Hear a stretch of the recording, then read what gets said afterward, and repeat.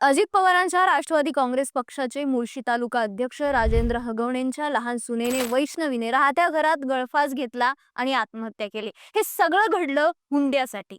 वैष्णवी आणि शशांकचा प्रेमविवाह झाला होता। लग्नाच्या वेळेस वैष्णवीच्या माहेरच्यांनी तिच्या सासरच्यांना 51 तोळे सोनं, फॉर्च्युनर गाडी आणि चांदीची भांडी देण्यात आली होती। तरी जमीन खरेदीसाठी 2 कोटींच्या मागणीचा तगादा लावला। तसंच पती शशांक हा चारित्र्यावरनं वैष्णवीवरती संशय घेत होता। वैष्णवीच्या हुंड्यासाठी सासरी अमानुष छळ होत होता। त्यातच वैष्णवीचा जीव गेला। तिच्या अंगावर मारहाणीचे व्रण आढळून आल्याचंही तपासात समोर आलं। अगदी असंच काहीसं मोठ्या सुनेच्या बाबतीतही झालं। मोठ्या सुनेचा छळ हगवणे कुटुंबियांनी केला होता। नोव्हेंबर 2024 मध्ये तिने पौड पोलीस स्टेशनमध्ये तसा गुन्हा देखील दाखल केलाय। सासरे राजेंद्र यांनी कपडे फाटेपर्यंत मारहाण केली आणि मनास लज्जा निर्माण होईल असं कृत्य केलं। मात्र तेव्हा ही राजकीय दबावापोटी त्यांच्यावरती कोणतीही कारवाई झाली नाही। त्यानंतर मोठी सून घर सोडून निघून गेली।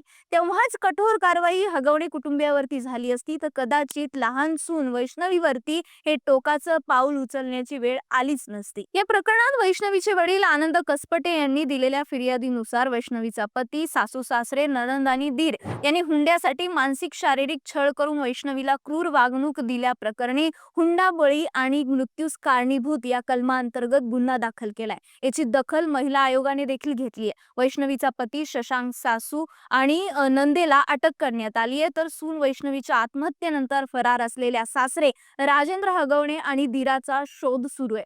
पण वैष्णवीची हत्या नसून ती आत्महत्या आहे। तरीही विसेरा राखून ठेवला असून तपासात काही निष्पन्न झालं तर त्यानुसार कलमवाढ करण्यात येईल अशी माहिती बावधन पोलिसांनी दिली आहे। वैष्णवीच्या वडिलांनी हुंड्यात दिलेली फॉर्च्युनर गाडी आणि ॲक्टिवा गाडी हे पोलिसांनी जप्त केली। पोलिसांची 3 पथकं राजेंद्र हगवणे आणि शुभम हगवणेच्या शोधात आहेत, पण ते दोघे पोलिसांच्या हाती काय लागत नाहीयेत। याची दखल घेत महिला आयोगाच्या अध्यक्ष विजया रहाटकरांनी पोलीस महासंचालकांना 3 दिवसात या प्रकरणाचा रिपोर्ट सादर करण्याचे निर्देश दिलेत। तसेच पोलिसांना या प्रकरणाचा तातडीने निष्पक्ष चौकशीचा आदेशही दिला गेलाय।